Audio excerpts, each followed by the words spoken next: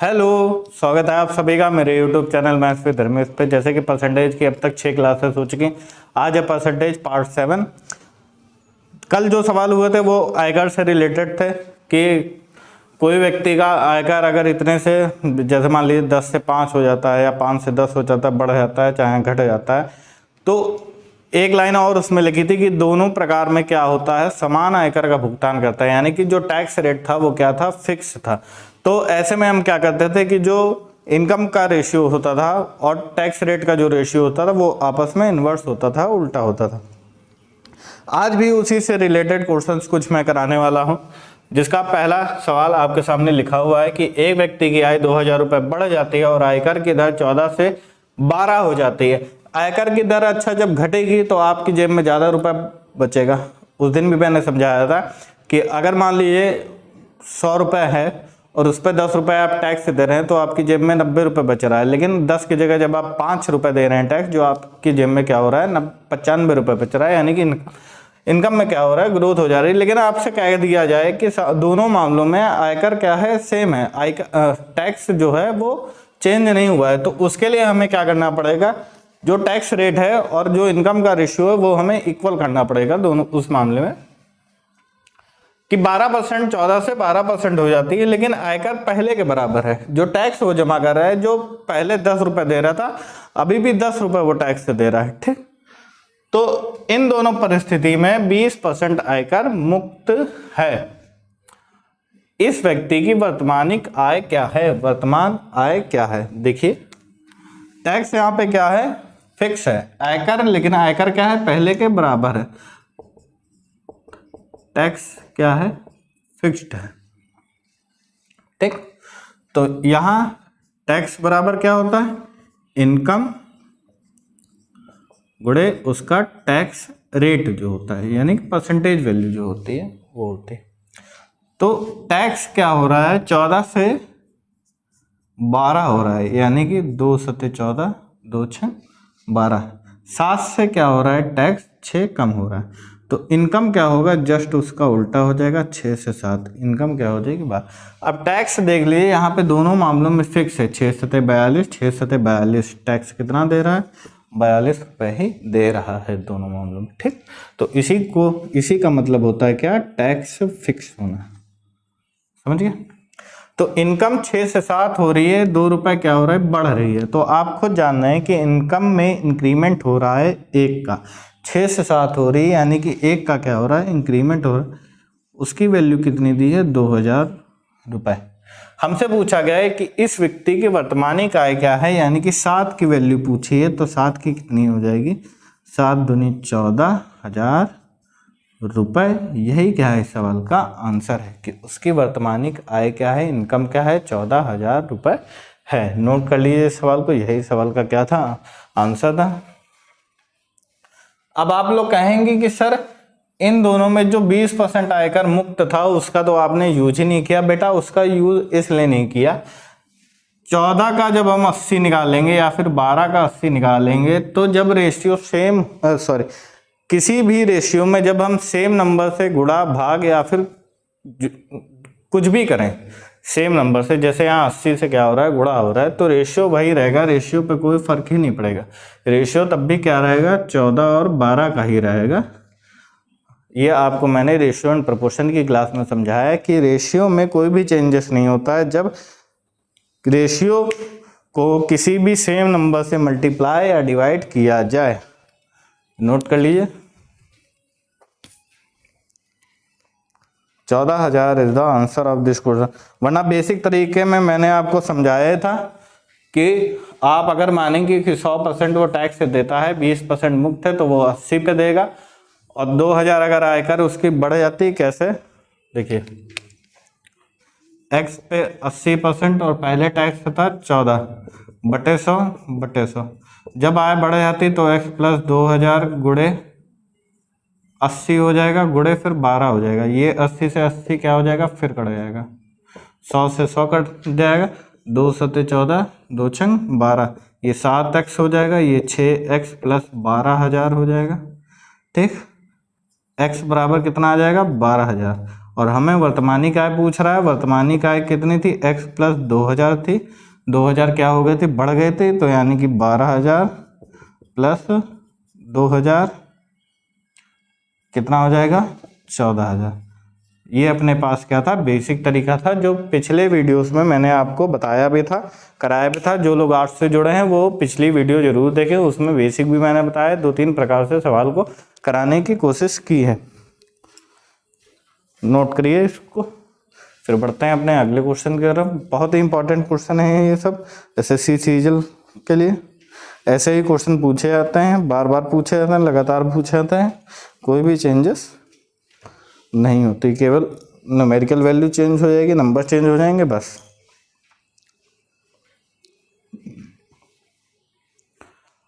लेकिन आयकर पहले के बराबर है। इस लाइन का मतलब यही होता है कि टैक्स उसका क्या है, दोनों मामले में फिक्स है कि वो टैक्स क्या दे रहा है, सेम दे रहा है। जब भी टैक्स बढ़ रहा है या फिर घट रहा है, आय उसकी बढ़ रही हो चाहे घट रही हो, टैक्स उसका क्या है, उतना ही है।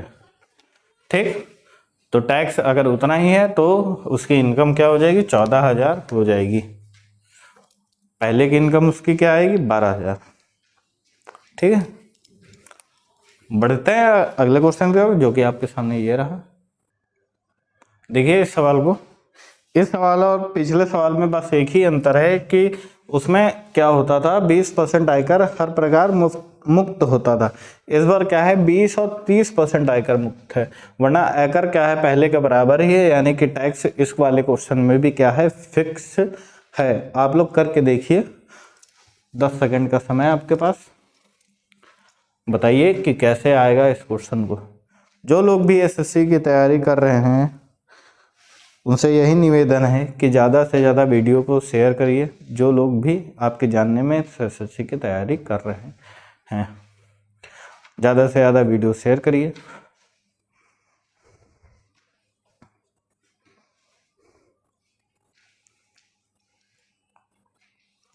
चलिए, एक व्यक्ति की आय 4000 रुपये बढ़ जाती है और आयकर की दर 15 से 10 हो जाती है। ये अपने पास टैक्स रेट है, गुणे इनकम बराबर टैक्स। टैक्स रेट क्या हो रही है, 15 से 10 हो रही है। लेकिन यहाँ पे एक चेंज है कि वहाँ पे अगर 20% था, दोनों में क्या होता था, 20% आयकर मुक्त होता था, तो रेशियो को हम सेम नंबर से मल्टीप्लाई कर रहे थे, तो रेशियो पे कोई फर्क नहीं पड़ रहा था। लेकिन यहाँ क्या है, 20% आयकर इसमें मुक्त है और 30% आयकर बाद की टैक्स में मुक्त है। दोनों, इन दोनों परिस्थिति में 20 और 30% आयकर मुक्त है। ठीक, तो ये इससे कट जाएगा, 5 तिया 15, 5 दूना 10, 3 8 24 हो जाएगा। और कुछ घटा है, 2 चौके 8, 12/7 हो जाएगा। क्या हो जाएगा, 12/7। और इनकम क्या हो जाएगी, इसकी जस्ट उल्टी हो जाएगी, 7/12 हो जाएगी। यानी कि इनकम अब क्या हो रही है, 5 बढ़ रही है यहाँ पे। और इस 5 का मान अपने पास कितना दिया है, 4000 रुपये। एक का मान आ जाएगा 800। व्यक्ति की वर्तमान आय क्या है, 12 का मान पूछा गया, तो 12 × 9600, 9600 क्या हो जाएगा, इस सवाल का आंसर आ जाएगा। नोट कर लीजिए। कोई भी किसी भी क्वेश्चन में आपको किसी भी प्रकार की दिक्कत होती हो तो आप कमेंट सेक्शन में बता सकते हैं, साथ ही मुझे मैसेज कर सकते हैं 9169528642 पे। कोई भी सवाल आपसे फंसता है अगर, तो पसीना बहुत आ रहा है, जैसे कि पंखा चला नहीं सकते, आवाज़ कईयों की शिकायत थी कि आवाज़ सर बहुत आती है, तो कोशिश करें कि पंखा ना चलाएं अभी।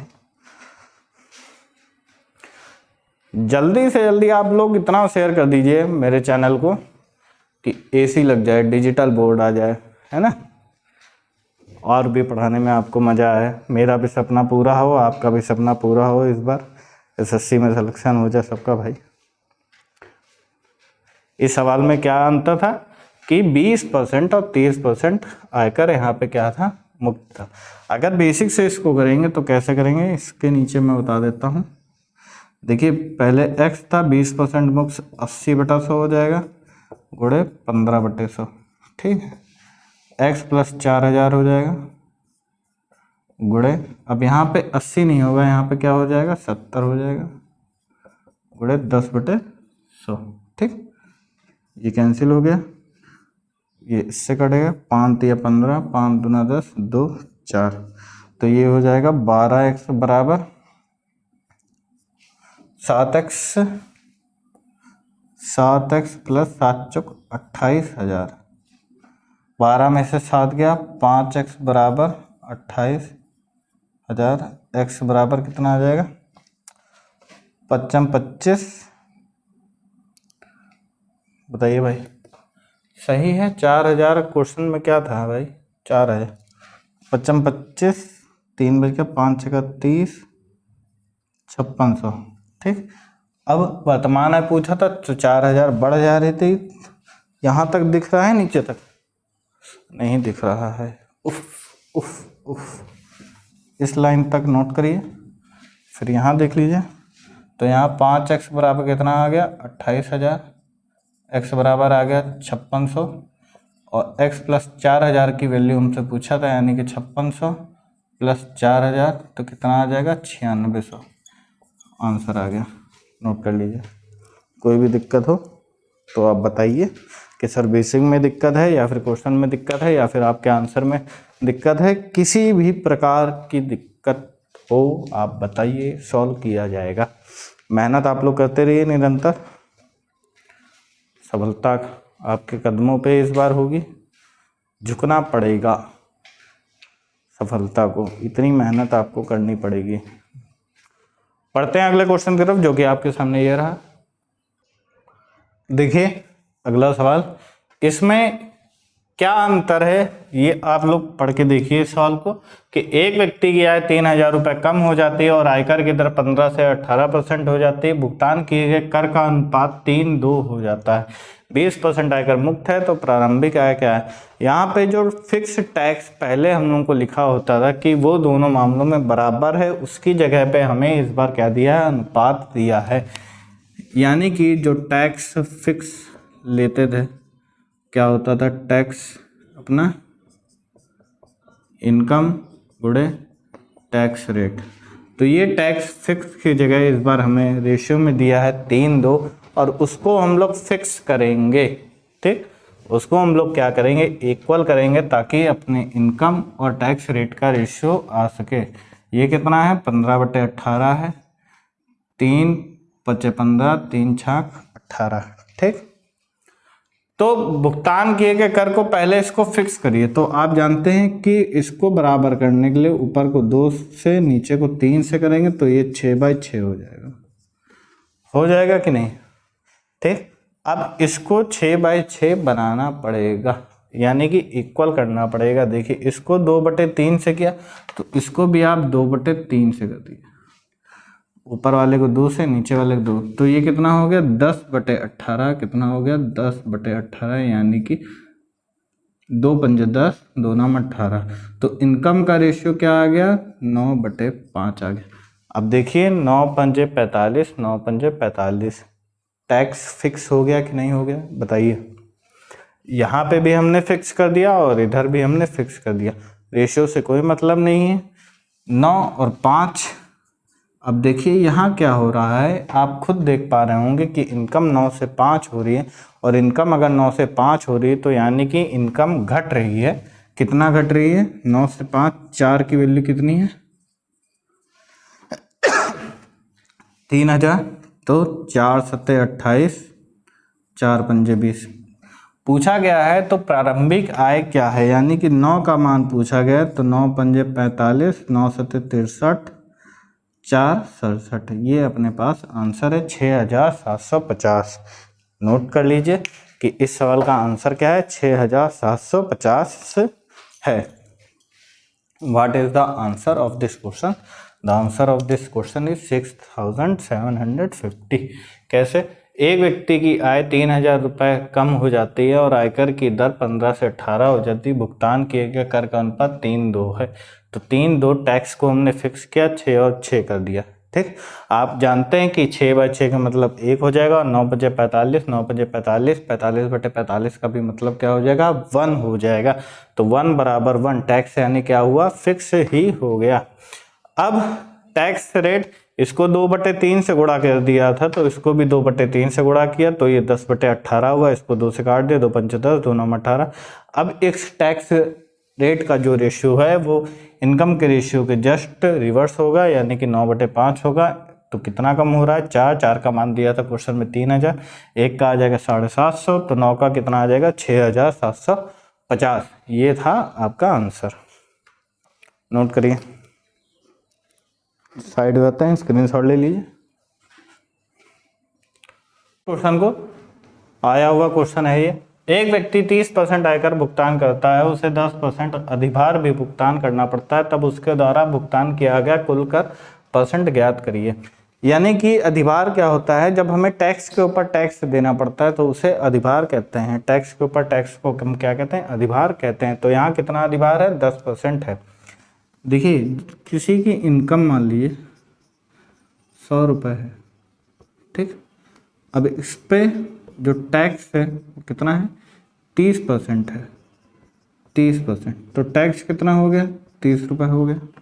बताइए, टैक्स कितना हो गया? 30 रुपये हो गया। तो इस 30 रुपये टैक्स पे ही हमें अधिभार भी देना है, ठीक। क्या देना है? अधिभार देना है। तो इस 30 रुपये का जब हम 10% निकाल लेंगे तो कितना आ जाएगा? 3 रुपये आ जाएगा। कितना आ जाएगा? 3 रुपये। तो यहाँ पे टोटल टैक्स क्या हो जाएगा? टोटल टैक्स कितना हो जाएगा? 33 रुपये हो जाएगा। कितना हो जाएगा? 33 रुपये। भाई 30 रुपये पहले टैक्स दिया, 3 रुपये बाद में दिया, तो कितना हो गया? 33 रुपये टैक्स हो गया, ठीक। अब 33 रुपये टैक्स बोला गया है, तब उसके द्वारा भुगतान किया गया कुल कर। कुल कर कितना है? 33 रुपये। कितनी इनकम पे दिया हमने? 100। परसेंटेज का मान पूछा गया है तो गुणे 100। कितना आ जाएगा? 33%। यही क्या है सवाल का आंसर है। 100 पे उसने 30% दिया, तो 30 रुपये टैक्स से दिया। 30 रुपये टैक्स पे उसने 10% अधिभार दिया, यानी कि 3 रुपये और दिया। टोटल टैक्स कितना बना? 33 रुपये बना। तो 33/100 ये इनकम है, बटे 100 वाली परसेंटेज निकालने, गुणे 100, 33%। यही क्या है सवाल का आंसर। आप ऐसे भी निकाल सकते थे कि 33 में 100 का मान पूछ रहा है, तो यानी कि 33 ही होगा। सिंपल, कि परसेंटेज मान भी कितना होगा? 33 ही होगा। साइड हो जाते हैं, एक बार आप लोग नोट कर लीजिए। बहुत ही इंपॉर्टेंट सवाल है। गलती से ऐसे सवाल पूछ लिए जाते हैं, ज़्यादातर मेंस में पूछे जाते हैं, लेकिन बहुत इंपॉर्टेंट सवाल है। इस सवाल आपके नज़रिए से काफ़ी ज़्यादा इम्पोर्टेंट है एसएससी के लिए, ठीक। रेलवे वगैरह में या यूपीएसआई में इस टाइप के सवाल कभी नहीं पूछे जाते हैं। 1-2 बार ही एसएससी भी ने भी 1 ही 2 बार पूछा है, लेकिन है इस टाइप के सवाल एसएससी पूछ सकता है। आखिर टैक्स का ही काम है। आप लोग किस लिए तैयारी कर रहे हैं? इनकम टैक्स ऑफिसर के लिए। तब आपको ये टैक्स वगैरह बहुत ही अच्छे से समझ में आएगा कि क्या होता है आयकर, क्या होता है, कैसे निकालते हैं, कितना। बढ़िया है, अगले क्वेश्चन की तरफ, जो कि आपके सामने ये रहा। नोट करिए इस क्वेश्चन को। देखिए, अगला उसी प्रकार सेम सवाल आपके लिए मैं लेकर आया कि एक व्यक्ति 40% आयकर भुगतान करता है, उसे 20% अधिकार भी भुगतान करना पड़ता है, तब उसके द्वारा भुगतान किया गया कुल कर ज्ञात करें। कुल कर ज्ञात करें, कुलकर्णी नहीं, कुल कर ज्ञात करें। इनकम क्या मानेंगे? 100। 40% इस पे क्या लग गया? टैक्स लग गया। तो टैक्स उसने यहाँ पे कितना दिया? आप कहेंगे सर 40 रुपये। कितना दिया? 40 रुपये। अब इस 40 पे क्या हुआ? अधिभार लगा, कितना? 20%। तो अब उसने इस अधिभार पे कितना रुपए दिया होगा? तो आप कहेंगे सर 8 रुपये। टोटल टैक्स उसने कितना दे दिया? आप कहेंगे सर 48 रुपये, ठीक। 48 रुपये। तो कुल कर उसने कितना दिया? वो भी क्या हो जाएगा? 48%। यही क्या है? आंसर। क्यों? क्योंकि 48/100 का मान जब आप निकाल लेंगे तो क्या आ जाएगा? 48% ही आएगा। किसी चीज़ का 100 में मान ही क्या होता है? परसेंटेज होता है। इसलिए बार बार मैं नहीं लिखूंगा कि 48/100 गुणे 100 ही माना था हमने, तो 48% ही आएगा। बार बार उसको नहीं दोहराएंगे। थोड़ी थिंकिंग आप लोग भी बढ़ाइए, थोड़े मेथड आप लोग और इंक्रीज करिए। बहुत ही मज़ेदार क्लास चल रही है, आप लोगों को समझ में आ रहा होगा, उम्मीद करता हूँ। जल्दी जल्दी नोट करिए भाई। बच्चे भटक जाते हैं कई बार, ऐसे सवाल, कुछ सवाल ऐसे वो देखते हैं कि टफ सवाल जैसे आ जाते हैं, तो वो क्या होता है, भटकने लगते हैं कि हाँ करें एसएससी की तैयारी कि ना करें। अभी जैसे एडवांस में जब मैं कराऊंगा, घड़ी वजनदार हो गई, एडवांस जब मैं मैथ कराऊंगा तो उसमें इतने ज़बरदस्त सवाल होंगे कि आप लोग थोड़ी देर के लिए तो रुक जाएंगे कि हाँ, जो भी पहली बार तैयारी कर रहे हैं, जो लोग कर रहे हैं 1-2 साल से, उन्हें नहीं, उन्हें तो प्रैक्टिस हो गई। जो लोग पहली बार उतरे हैं एसएससी की तैयारी करने के लिए, उन्हें लगेगा कि अरे इतने टफ सवाल हैं, इंटर लगता है दोबारा आ गया, डिफरेंशिएशन इंटीग्रेशन की तरह 4 पन्नों का सवाल, सॉरी उसका वो होगा सॉल्यूशन। लेकिन ऐसा नहीं होगा, उसका सॉल्यूशन बहुत ही कम छोटा होगा, जैसे कि मेंसुरेशन में होता है और ज्योमेट्री में होगा। ज्योमेट्री में डायग्राम बनाना अपने आप में कला है, कि क्वेश्चन दिया हो और आपसे कहा जाए इसका डायग्राम बनाइए, वो भी एक कला है कि उस जो लैंग्वेज लिखी है उस पर एकदम सही डायग्राम बना के उस क्वेश्चन को सॉल्व करना ही बहुत बड़ी बात होती। तो उसमें भी ऐसे मेथड में लेके आऊँगा जिससे सवाल बहुत ही कम समय में हो पाएगा और बहुत ही छोटे में। ठीक, इसमें भी जैसे आप देखिए कि केवल क्या होगा, 2 लाइन लिखनी पड़नी और आपका आंसर आ जाए। तो ऐसे ही कुछ मेथड मैं अलजेब्रा में भी लाऊंगा, ट्रिग्नोमेट्री में भी, मेंसुरेशन में भी, ज्योमेट्री में भी। आप लोग बिल्कुल मत घबराइए। नंबर सिस्टम में भी, नंबर सिस्टम तो छोटे से हो जाता है, उसमें भी जितनी ज़्यादा आपको प्रॉपर्टीज़ याद होंगी उतना ही आसान होगा। ट्रिग्नोमेट्री वगैरह में प्रॉपर्टीज़ वगैरह नहीं, डायरेक्ट ट्रिक बताएंगे। नंबर सिस्टम में तो आपको जितनी अच्छे से प्रॉपर्टी, जैसे रिमाइंडर थ्योरम की है, ठीक है, डिविजिबिलिटी रूल हैं, ये सब जितने अच्छे तरीके से आपके दिमाग में बैठे होंगे उतनी जल्दी आप आंसर निकाल सकेंगे। तो एडवांस मैथ में जब हम देखेंगे तो उसमें ऐसी ऐसी ट्रिक्स मैं आपको बताऊंगा जिससे बहुत ही कम समय में आपके आंसर्स आएंगे। बढ़िया, आगे इसको नोट करिए। अगले क्वेश्चन की तरफ, जो कि आपके सामने ये देखिए। इस सवाल को, अब नए टाइप के सवाल शुरू हो रहे हैं कि किसी वर्ग में या सर्किल में, रेक्टेंगल में, किसी में भी जब कोई चीज़ लंबाई, रेक्टेंगल में जैसे लंबाई या चौड़ाई घटी, या फिर सर्कल में जो उसकी रेडियस है उस पर बढ़ा घटा, एरिया बढ़ा घटा, तब क्या प्रभाव पड़ेगा उसकी परसेंटेज वैल्यू पे। तो इस टाइप के सवाल अब से शुरू हो रहे हैं, बहुत ही इंपॉर्टेंट है। ये ऐसे क्वेश्चन हैं जो जरूर पूछे जाते हैं, एक ना तो एक सवाल इनसे जरूर आ जाता है। देखिए, किसी वर्ग की भुजा में 20% की वृद्धि कर दी जाए तो उसके क्षेत्रफल पर क्या प्रभाव पड़ेगा। वर्ग आप लोग जानते हैं क्या होता है, स्क्वायर। स्क्वायर का एरिया आप लोगों को पता होगा, स्क्वायर, इसका एरिया आप जानते हैं क्या होता है, ए स्क्वायर। और जो साइड होती है, भुजा होती है, यानी वो क्या होती है, ए होती है। कोई डाउट?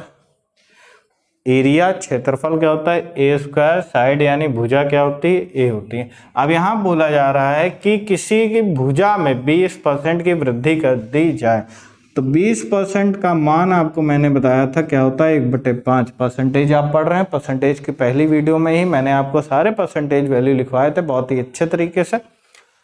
तो वृद्धि हो रही है, तो 5 में कितने की वृद्धि हो रही है, 1 की। तो यानी कि 5 से क्या हो रहा है, 6 हो रहा है। लेकिन क्या, भुजा, किसकी बात कर रहे हैं, भुजा यानी कि साइड की, ए की। ठीक, ए क्या हो रही है, 5 से 6 हो रही है, तो उसके क्षेत्रफल पर क्या प्रभाव पड़ेगा। अब यहाँ अगर ए 5 है तो उसका क्षेत्रफल ए स्क्वायर होगा, यानी कि 25 होगा। अब यहाँ पे जो भुजा है, साइड है, वो क्या है, 6 है, तो इसका स्क्वायर क्षेत्रफल यानी क्या होता है, भुजा का स्क्वायर, तो क्या हो जाएगा, 36 हो जाएगा। तो ये कितना बढ़ जाएगी, तो आप कहेंगे सर ये 11 बढ़ जाएगी। कितना बढ़ जाएगी, 11। अब तुलना किससे की जा रही है, उसके क्षेत्रफल पर क्या प्रभाव पड़ेगा, तो पिछले जो क्षेत्रफल था पिछला, उससे बोला जा रहा है। तो गुणे 100, तो 25 चौके 100, 44% क्या हो जाएगा, आंसर हो जाएगा। तुलना हमेशा उस पुराने क्षेत्रफल से ही की जाएगी, जब तक आपको क्वेश्चन में न बोला जाए कि नए क्षेत्रफल के मुताबिक उसके क्षेत्रफल पर क्या प्रभाव पड़ा है या कुछ भी। और आप जानते हैं कि नए की जब बात कर देगा तो यहाँ पे 36 ले लेंगे, तब उस पर सॉल्व कर देंगे। लेकिन जब तक हमें नहीं बोला जाए क्वेश्चन में इंडिकेट करके कि नए क्षेत्रफल से इसको निकालिए, तब तक आप पुराने क्षेत्रफल से इसकी तुलना करके आंसर निकालेंगे। कोई डाउट बताइए इस टाइप के सवाल में? ये पहला सवाल बहुत ही अच्छे तरीके से मैं समझता हूँ कि आपको समझा पाया हूँ। स्क्वायर एरिया क्या होता है स्क्वायर का, ए स्क्वायर, साइड क्या होती है ए, 20% की बात कर रहा था, 5 से 6, यानी जब ए भुजा 5 थी तब क्षेत्रफल कितना था 25, जब भुजा 6 हुई तो क्षेत्रफल कितना होगा 36 स्क्वायर। कितना बढ़ गया 11 बढ़ गया, कितने से 25 से, तो 25 चौका 100, 44% क्या हुआ क्षेत्रफल उसका बढ़ गया पहले के मुताबिक। ठीक, पहले कितना था 25 था, तो अब कितना हो गया 36, 44% आंसर इस सवाल का। नोट करिए, अगले क्वेश्चन की तरफ बढ़ते हैं। देखिए इस सवाल को, किसी वर्ग के क्षेत्रफल में, पहले क्या हो रहा था किसी वर्ग की भुजा में वृद्धि हो रही थी, लेकिन इस बार क्या हो रहा है कि वर्ग के क्षेत्रफल में क्या कर दी जा रही, कमी कर दी जा रही है। तो देखिए कुछ मत करिए, 64% को आपको कोई ज़रूरत नहीं है उसको रियल वैल्यू में लिखने की, आप एट ऐसे ही लिख दीजिए 64/100। इसका रीजन अभी आपको पता चल जाएगा। किसी वर्ग के क्षेत्रफल में 64 पर, क्योंकि कभी कभार आपको कॉमन सेंस भी लगाना पड़ता है, तो वही कॉमन सेंस की ही बात है। यहाँ पे 64% की कमी कर दी जा रही, तो 100 में क्या हो रहा है 64 की कमी कर दी जा रही, तो अब कितना रह गया होगा 36, पहले कितना था 100, जब 100 में 64 की कमी हो जाएगी तो कितना हो जाएगा 36। 64% की कमी कर दी जाए तो उसकी भुजाओं में क्या प्रभाव पड़ेगा, तो ये क्या है ए स्क्वायर है, वर्ग आप जानते हैं ये क्या दिया हुआ है ए स्क्वायर है, तो ए यहाँ से कितना निकल के आएगा, तो आप कहेंगे 10, यहाँ से ये कितना होगा 6, भाई 6 का स्क्वायर 36, 10, किसी स्क्वायर की साइड यदि 10 है तभी ना एरिया 100 होगा, और किसी की अगर 6 है तभी ना 36 हुआ होगा, यानी कि ये कितना कम है 64 कम है, आपको पता है। तो कमी कर दी गई तो उसकी भुजाओं में क्या प्रभाव पड़ेगा, भुजा यहाँ से कितनी कम हो गई, तो आप कहेंगे 4 कम हो गई, कितनी कम हो गई 4, कितने से 10 से, गुणे 100, 40% क्या हो जाएगा, इस सवाल का आंसर आ जाएगा। हमसे पूछा गया था कि भुजा में कितने की कमी होगी, तो भुजा में यहाँ 4 की कमी हुई, जब 64 घटा दिया गया, 4 की कमी हुई कितने से 10 से, गुणे 100, कितना आ गया आंसर, परसेंटेज वैल्यू पूछी गई थी, 40% की कमी हुई।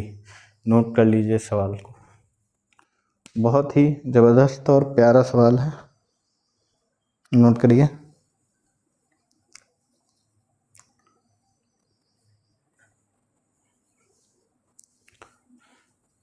इस टाइप के 4 या 5 सवाल अभी और होंगे, उसके बाद ये टाइप ख़त्म हो जाएगा, उसके बाद फिर से नया टाइप शुरू होगा, जिसमें भी ट्रिक्स ऐसी ऐसी मैं आपको बताऊंगा कि बहुत ही कम समय।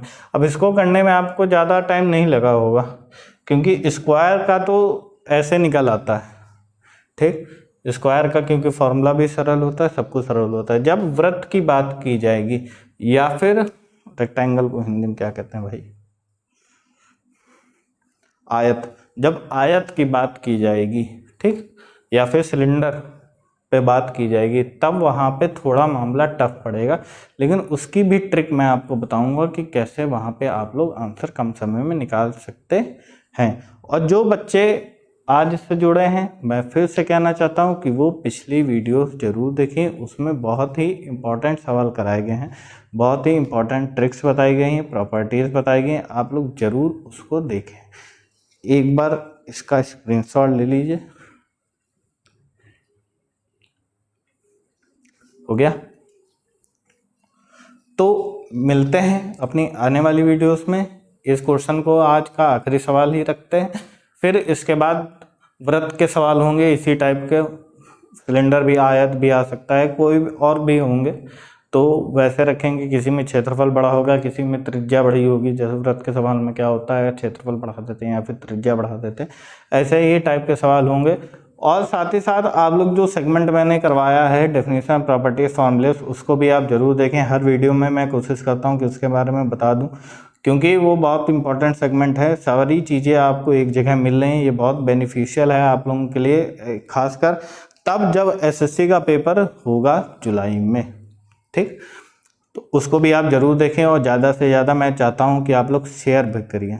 ठीक, चैनल को सब्सक्राइब करवाइए, यही मेरी रिक्वेस्ट है आप लोगों से। साथ ही साथ मैं ये चाहता हूं कि आप लोग जरूर बताया करिए कि कमेंट सेक्शन में कि कौन से क्वेश्चन में आपको दिक्कत है।